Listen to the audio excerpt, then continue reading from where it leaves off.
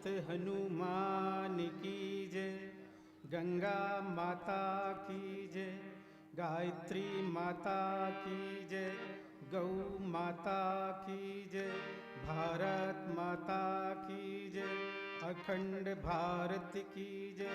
बोलिए सत्य सनातन धर्म की जय। हर हर महादेव। मनोजवम्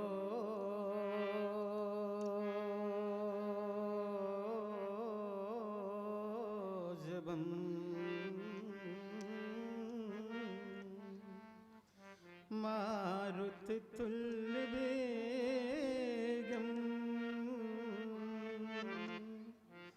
जितेन्द्रियं बुद्धिमतां वरिष्ठं वातात्मजं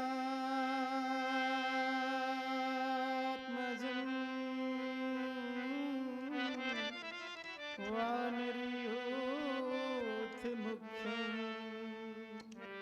श्रीरामदूतं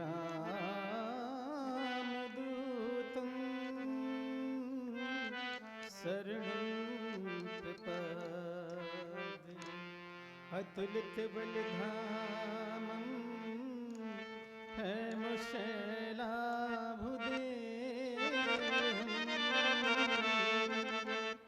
दनुजवन्कृशानं ज्ञानिनामाग्रगण्यं सकलगुणनिधानं वानराणामधीशं रघुपतिप्रिये भक्तं वातुजातं नमामि। प्रीत करो रघुनायक सो और राही बनो गुरु ज्ञानो गणिके। दीन दयालु को नाम रटो और दास बनो बजरंगो बली की। जय जय माता जानकी, शंकर सुवन गणेश। जय जय माता शारदा, जय जय भारत देश। जय जय भारत देश, धन्य हो माता हुलसी। सुवंदिनी बुंदेलुधरा के, जय कवि बाबा तुलसी। जब तक नभ में सूर्य चंद्रमा है, सागर में पानी, तब तक बाबा अमर रहेगी ये तेरी राम कहानी।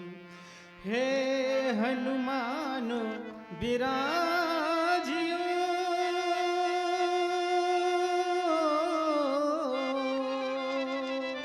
कथा हो तुझियास।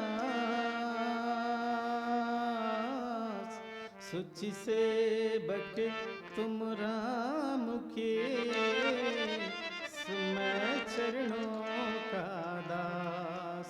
गिरा अर्थ जल बीच सम, कहियत भिन्न न भिन्न। बंदो सीताराम पद, जिन्हें परम प्रिय खिन। अपने अपने घरन की सब काहू को पीर, तुम्हें पीर सब घरानी की सुधन धन रघुवीर। बोलिए सियावर रामचंद्र की जय, उमापति महादेव की जय, पवन सुत हनुमान की जय, जगतगुरु रामदाचार्य भगवान की जय, सत्य सनातन धर्म की जय। हर हर महादेव। परम पूज्य प्रातः स्मरणीय इस कार्यक्रम के संरक्षक एवं अध्यक्ष अनंत बलवंत श्री हनुमान जी महाराज प्रभु श्री सीताराम जी के पावन पादार बिंदों में कोट नमन करते हुए परम पूज्य प्रातः स्मरणीय श्री 1008 जगतगुरु रामदाचार्य सदगुरुदेव चरणों में कोट प्रणत होते हुए मंच पर विराजमान सभी संत और हमारे शिव के संचालक के रूप में पंडित जी महाराज तथा अभी अभी आप जिनकी कथा से ओतप्रोत हो रहे थे ऐसे हमारे गुरु भाई के रूप में कैलाश दास जी, मेरे बाद जिनको आप श्रवण करेंगे सभी के जाने पहचाने चिरपरिचित श्रद्धेय पचौरी जी तथा उपस्थित सभी श्रोता महानुभाव मातृशक्ति। आइए समय की परिधि में कथा को विराम देना है। 2 बार हरिनाम संकीर्तन ध्वनि लगाएं, तत्पश्चात थोड़ी सी चर्चा करने का प्रयास करूंगा। सभी बोलेंगे प्रेम से श्रद्धा से मस्ती के साथ भगवान का नाम, कोई चुपचाप नहीं बैठेगा। बोलो राजा राम राजा राम राजा राम।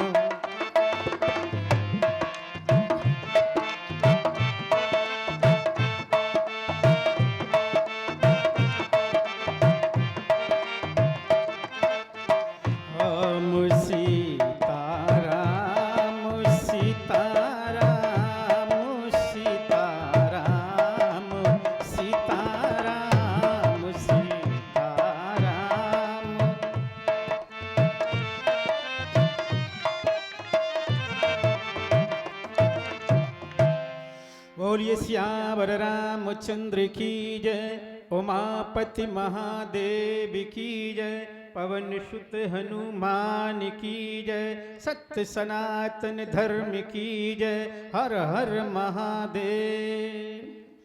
प्रिय धर्मानुरागी बंधु, अभी अभी आप बड़ी प्यारी चर्चा सुन रहे थे हमारे संचालक जी के द्वारा। उन्होंने राम ही केवल प्रेम प्यारा और इसके पहले कैलाश दास जी ने हनुमान जी की चर्चा सुनाई, भरत जी का भी चरित्र छुआ, लेकिन मैं किस निष्कर्ष पर पहुंच रहा कि मैं क्या सुनाऊं। वैसे तो आज हनुमान जी का दिन है ना, कथा तो हनुमान जी की होनी चाहिए क्योंकि सभी संत विद्वजन मंगलवार शनिवार को हनुमान जी की ही चर्चा करते हैं। चलो मैं भी कुछ प्रयास करता हूं। पहले आपको एक बात बताता, क्या एक ध्यान देना मेरी बात पर, एक विदेशी हिंदुस्तान की धरती पर आया और उसने हिंदुस्तान की धरती पर 5 बहुत बढ़िया काम किए, 5 बहुत बढ़िया काम किए, लेकिन वो हिंदुस्तान की धरती पर ही मारा गया। उसकी लाश को चील कौवे नोच करके खा गए, यानी वहां उसकी लाश का पोस्टमार्टम भी नहीं हुआ, ना ही उसकी लाश स्वदेश पहुंच पाई।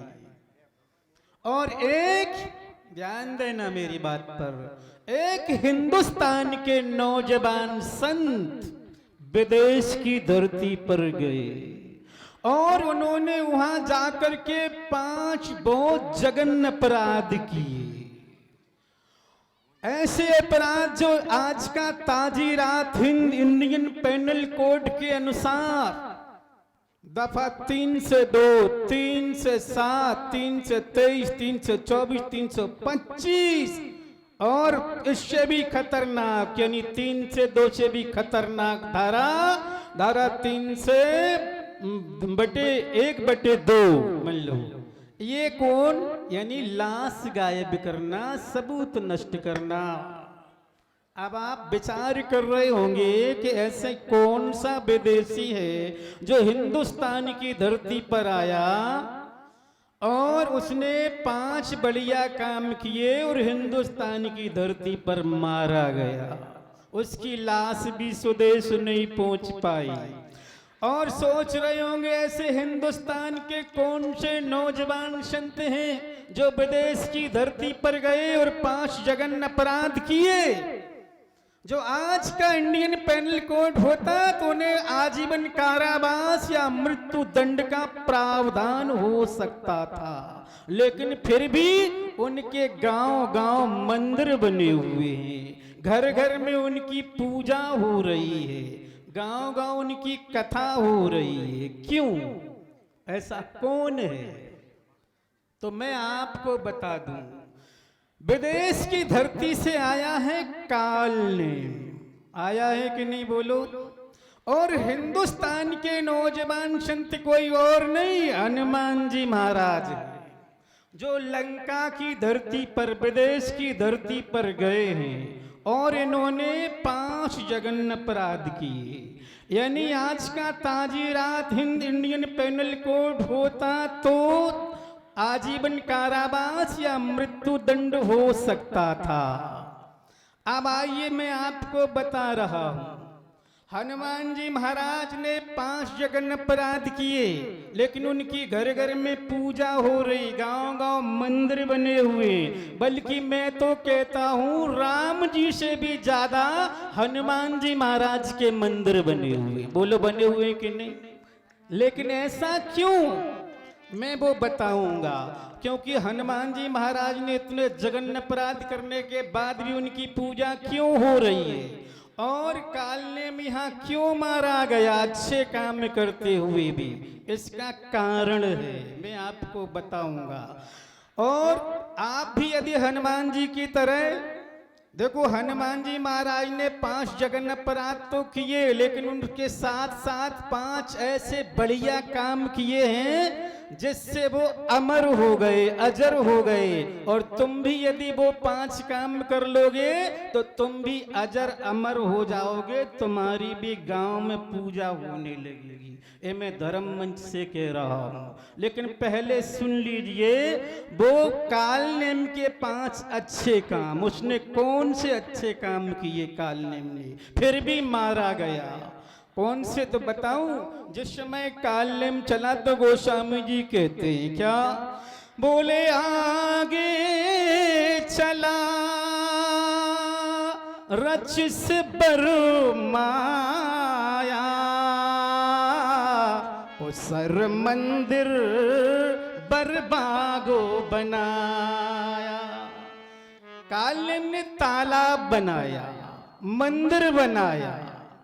बोलो तालाब बनाना कोई बुरी बात है क्या? नहीं है ना। मंदिर बनाना कोई बुरी बात है क्या? नहीं है। और बरबाग यानी फलदार वृक्षों का बाग लगाया, तो ये भी कोई खराब बात तो नहीं है बाग लगाना। और बढ़िया काम किया, क्या महात्मा बना। महात्मा बनना क्या बुरा है? बोलो, आप लोग सभी महात्मा की तो कथा सुन रहे हैं ना। और अच्छी बात, कथा कह रहा, कथा कह रहा। कथा कहना क्या बुरी बात है? कथा क्या कह रहा कि होत महारन रावण राम है, और जीते हैं राम न संशयाम। बोलो, एक भी बुरा काम है क्या इनमें से? नहीं है। लेकिन फिर भी वो मारा गया, उसकी लाश चील कौवे नोच के खा गए, लाश भी उसकी स्वदेश नहीं पहुंच पाई। और हिंदुस्तान के नौजवान संत हनुमान जी महाराज गए लंका की धरती पर, विदेश की धरती पर, तो पहला अपराध बता दूं। पहला अपराध यानी बिना पासपोर्ट के समुद्र उल्लंघन कर गए। धारा 7/16 अंतरराष्ट्रीय कानून उल्लंघन। बोलो, कर गए कि नहीं? और बता दूं, धारा 323, 324, 325, 307, 302, 302/1 कछु मारे कछु मर्द से कछु मिले दर्द। है ना। बोले नाग सिंधु हाटक पुरे जारा, 19 चरगन बध विपिन उजारा। यानी किसी को लात घूसा मुक्का मार दिया, धारा 323। किसी को उठा के पटक दिया, फ्रैक्चर हो गया, धारा 324-25 के अंतर्गत अपराध माना जाता है। और कछु मारे कछु मर्दस कछु मिले से धर धूर, कुछ को तो ऐसा रगड़ करके धूल में मिला दिया जिनका तो पोस्टमार्टम भी नहीं हो सकता। डॉक्टर क्या धूल का पोस्टमार्टम करेगा, बोलो, है ना। यानी लाश को छुपाना, सबूत नष्ट कर देना, धारा 300/200 यानी ये और भी जघन्य अपराध। बोले चलत महाधुन गर्जिश भारी, और गर्भ सुने सुनने गर्भ श्रवण सुन निश्चर नारी। यानी चलते वक्त ऐसी गर्जना की कि लंका की गर्भणी स्त्रियों के गर्भपात हो गए, धारा 312 के अंतर्गत अपराध होता है। लंका नगरी के अनावश्यक आवासित कमरे जिन्हें जला करके नष्ट कर दिया, धारा 300, 423, 435 के अंतर्गत अपराध माना जाता है। आदि आदि अपराध होने पर भी हनुमान जी महाराज के घर घर में पूजा हो रही है। क्यों?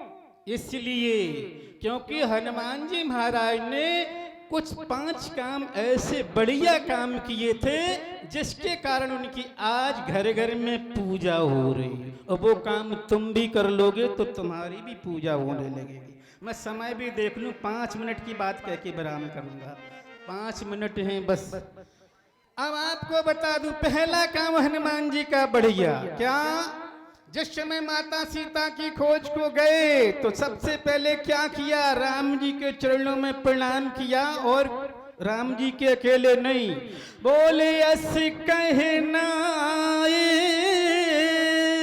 सबन कहूं माथा, और चले हरस ही धर रघुनाथा। सभी को प्रणाम किया है हनुमान जी महाराज, बढ़िया काम। यानी सबको प्रणाम करके चले। आज मैं बता दूं, आज हिंदुस्तान का नौजवान प्रणाम करने में बड़ी कंजूसी करने लगा। ये प्रणाम करने की पद्धति यहाँ लुप्त होती जा रही है, क्योंकि हमारे नौजवान को प्रणाम करने में शर्म महसूस होती है, संकोच महसूस होता है। क्या मैं पूछना चाहता हूँ, क्या तुम भगवान राम से भी बड़े हो गए? अरे भगवान राम भी तो प्रणाम करते थे, अपने माता पिता गुरुओं को, अपने से बड़ों को प्रणाम करते थे। पढ़ लेना रामायण में। बोले प्रात काल उठ के रघुनाथा,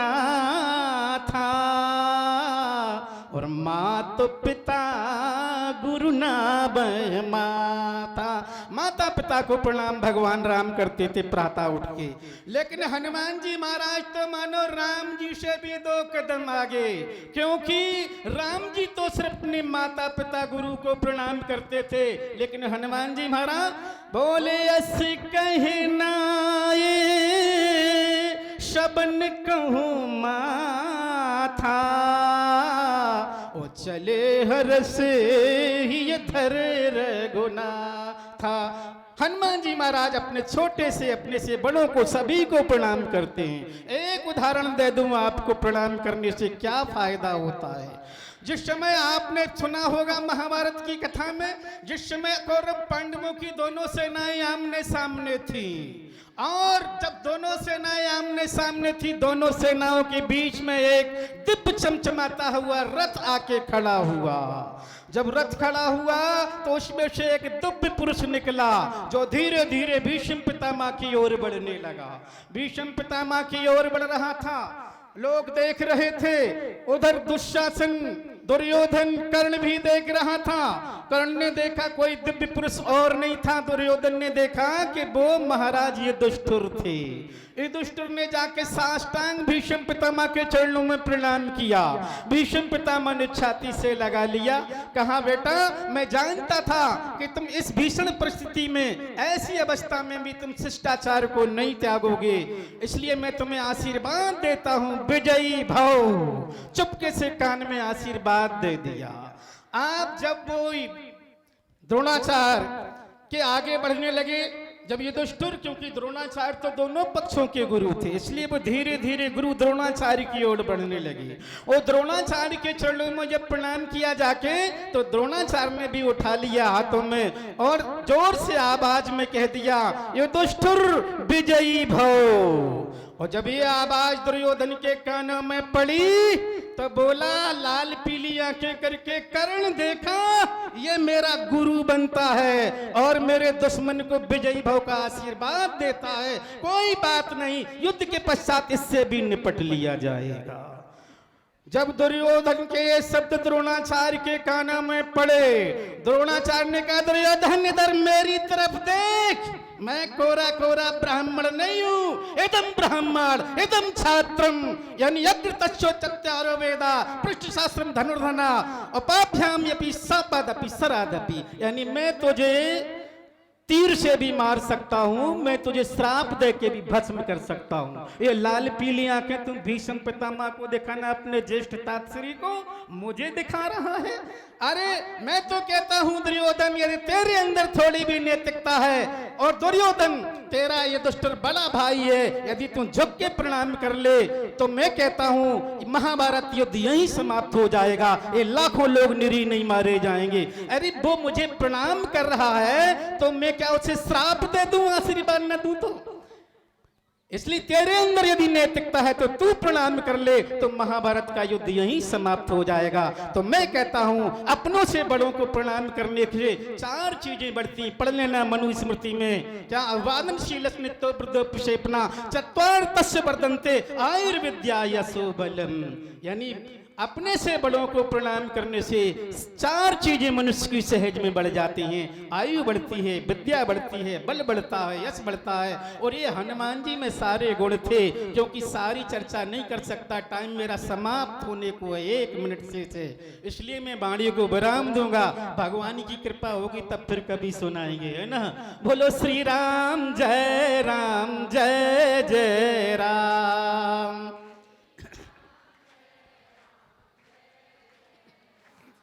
श्री राम जय जय राम। बोलिए श्यावर रामचंद्र की जय, उमापति महादेव की जय, पवन सुत हनुमान की जय, सत्य सनातन धर्म की जय, हर हर महादेव। ओम शांति शांति शांति हनुमान।